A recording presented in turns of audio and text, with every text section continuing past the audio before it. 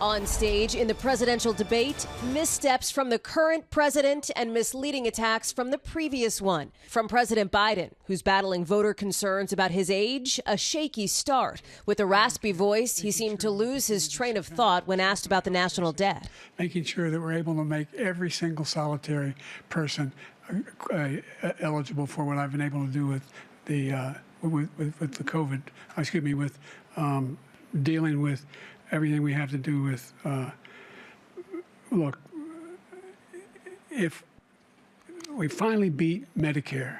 Later, mixing up former President Trump's name in a comment about Russia before correcting himself. If you take a look at what Trump did in Ukraine, this guy told Trump, do whatever you want, and do whatever you want.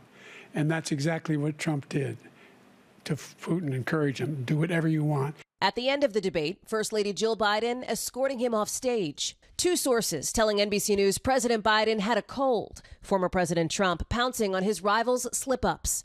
I really don't know what he said at the end of that sentence. I don't think he knows what he said either. From Mr. Trump, a series of dodges and lies about the 2020 election, refusing to deliver a clear answer when asked whether he'd accept the results this November.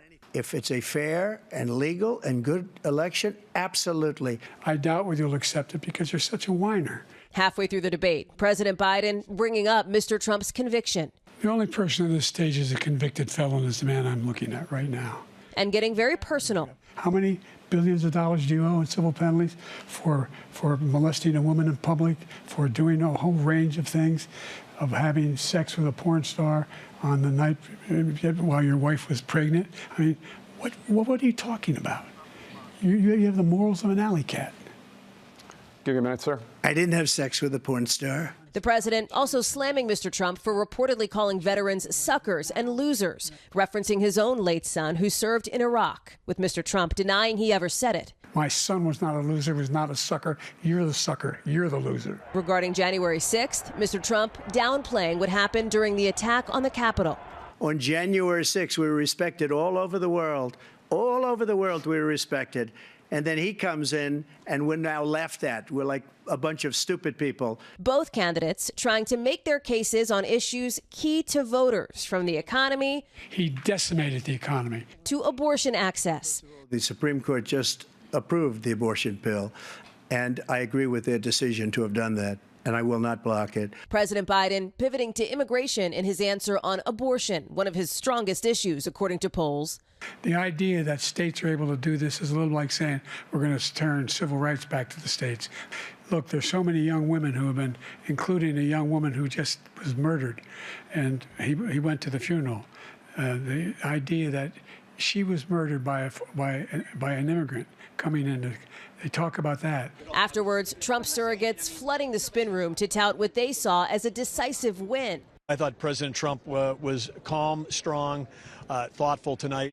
Vice President Kamala Harris hitting the airwaves to defend the president. There was a slow start, but it was a strong finish. But multiple Democratic lawmakers telling NBC News they're concerned about the president's performance, with some wondering anonymously whether he should remain on the ticket.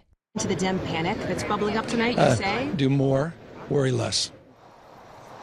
Now, President Biden himself stopping at a Waffle House overnight for some food, responding to some of those concerns, telling reporters it's hard to debate a liar.